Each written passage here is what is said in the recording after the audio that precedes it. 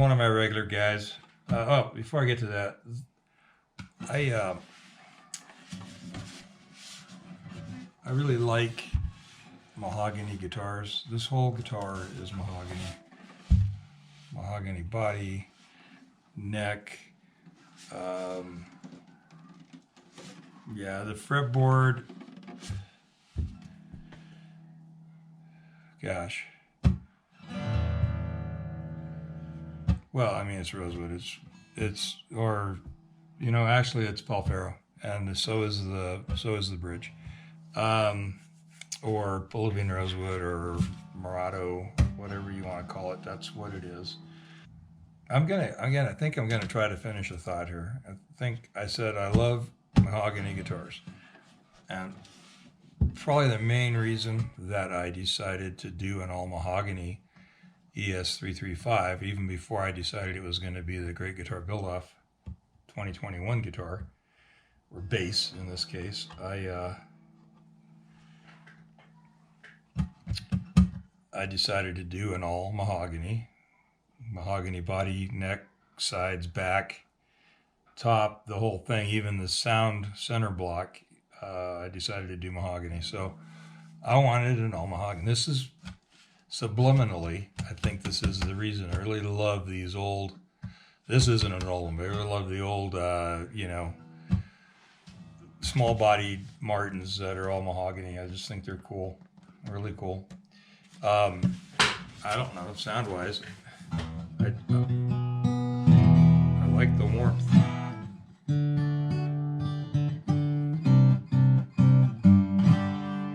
That's what the thing does.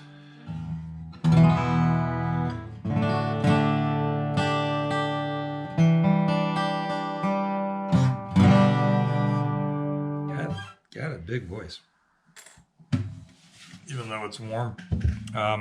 So the reason this is here, him and him on, and see if we can get that into the camera correctly. Oh, I guess I could turn some light on. That might help.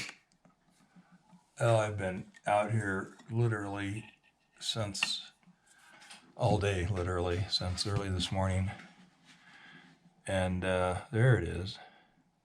So I don't think that's really showing you what's going on. It's not a scratch. That is the wood on the side pushed into and almost past the thickness of the guitar side. And then it's got another little ridge here, and then a ridge. Let me get down farther. A ridge there. So do I have something I can point with?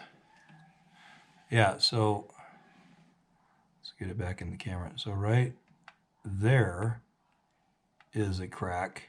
Right there is a crack. And then that one is the one that goes all the way down into the guitar. Now, I don't know how I'm going to fix that. I mean, I have a couple ideas.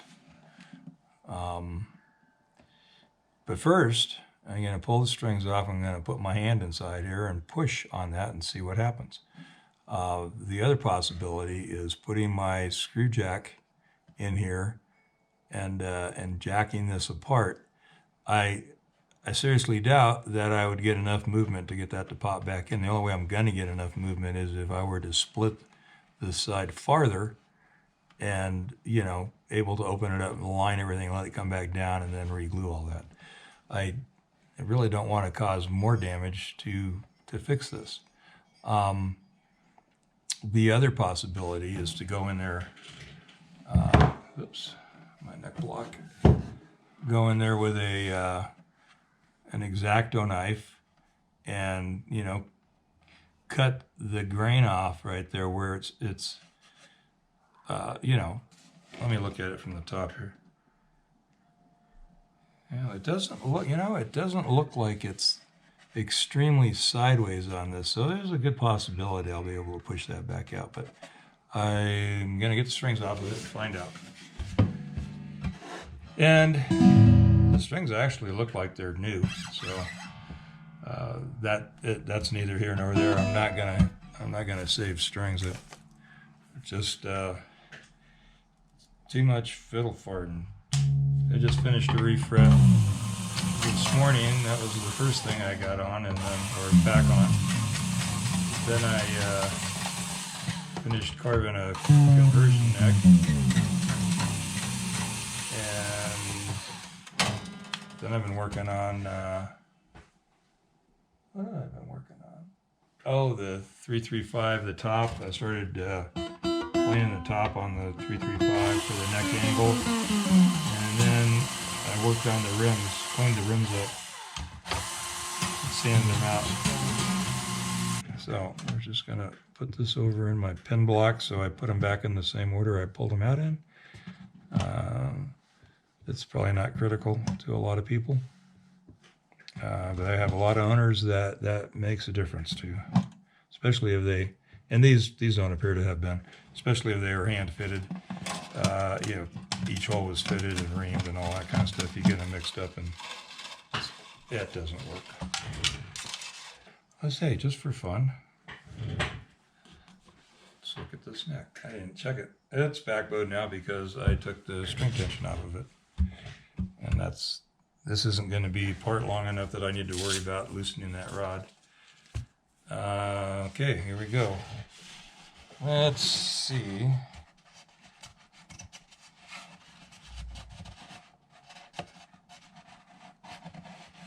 What is going on in there? That is weird. Okay, let's get the hand out of there. All right, I gotta look in there.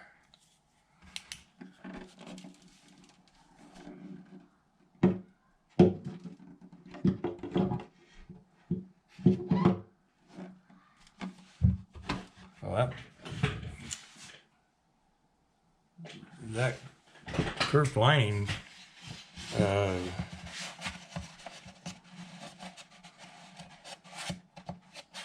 feels a lot wider than it really is.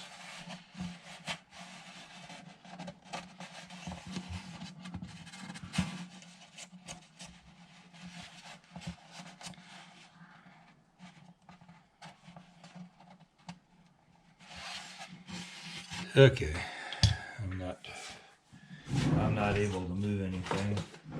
Let me make sure I'm pushing on what I think I'm pushing on.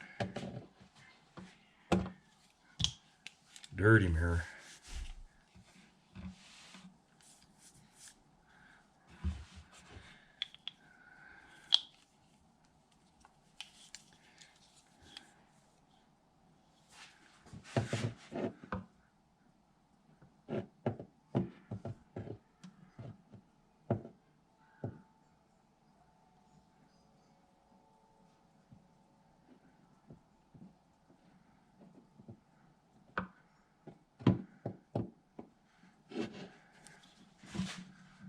Oh, that thing has a pickup in it. I mean, I saw the wires already, but oh, it's got the mini K3 dot. I'll have to plug that thing in. See what it sounds like. Okay, it's right across from the bridge. Oh, this is riveting, isn't it? An amazing film. I can't tell what it's looking at in there, so I'll bring you back in if I discover anything. That, you can see, is just where the wood chipped out of the joint. I didn't chip the wood out of the joint, but that joint is now laying very flat. And I'll explain to you what I did. You wouldn't have been able to see it on camera anyway. I still have, let me get my nail. There we go. I'll try to get my hand out of the way. I've got my nail. Well, you can't see it, so it doesn't matter. I'll use the pencil again. So I've got a crack that's holding on to, and then one above it. One right here. I can still feel those, but and this I can feel, but only because there's a gap here where it's missing wood. So I got it lined up. What I did was I tried the regular screw jack. That is really super handy for a whole lot of things.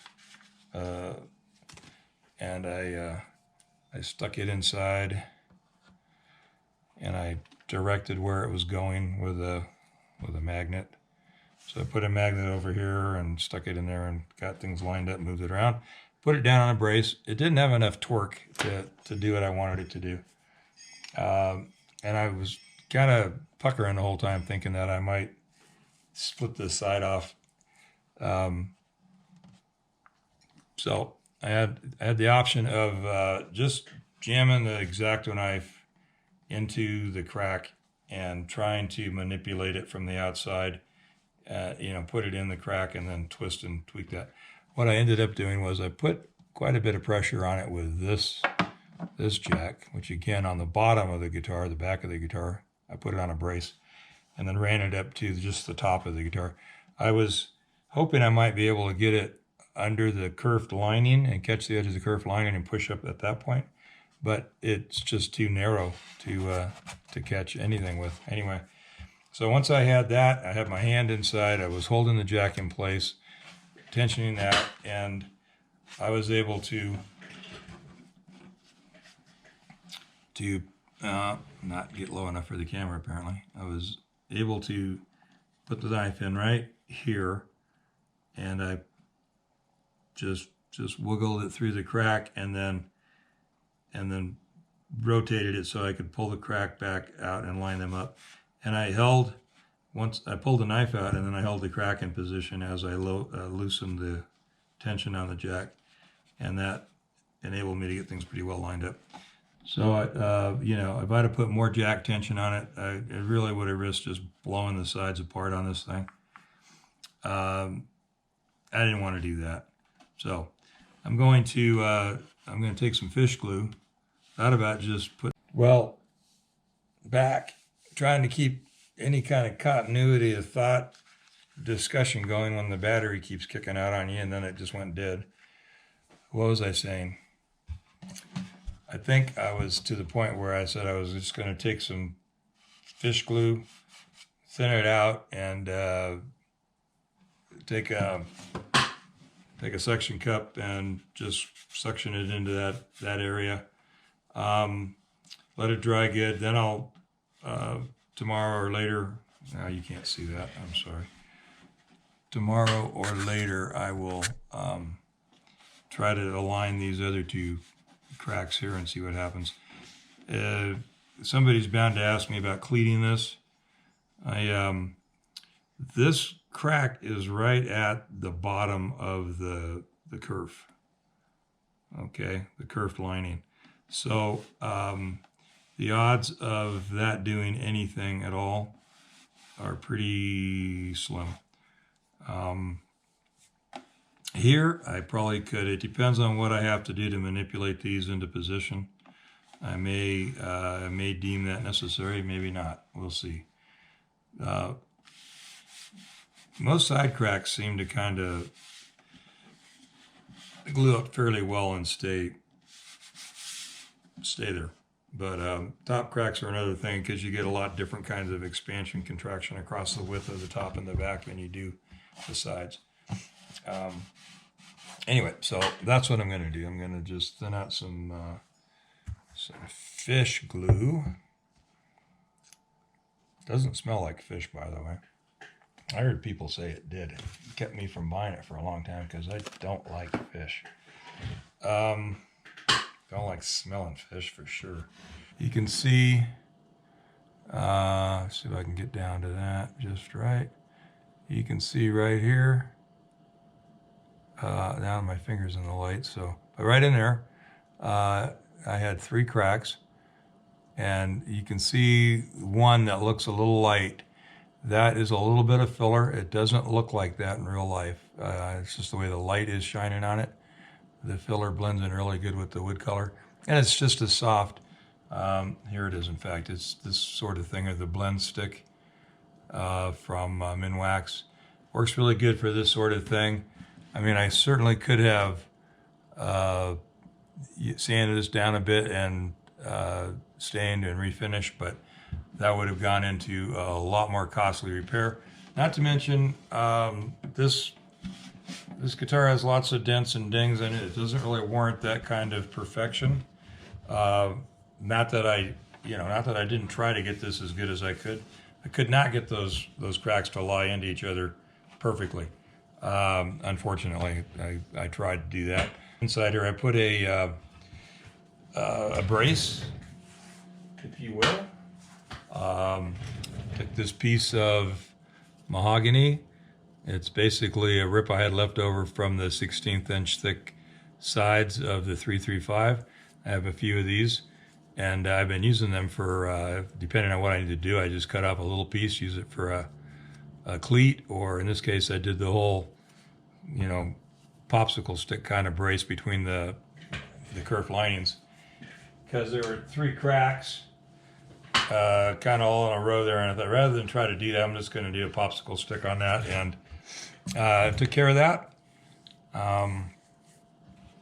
Also, because some of that crack actually transpired up underneath the lining, I took a pipette with some thin super glue in it and got in there and just ran right up under the lining with that, just so there were any voids, places for that to run, it would take care of it.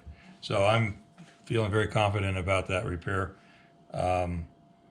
So I just thought I'd show you that much of it. I'm going to string it up now and get it tuned up and get it back to the customer.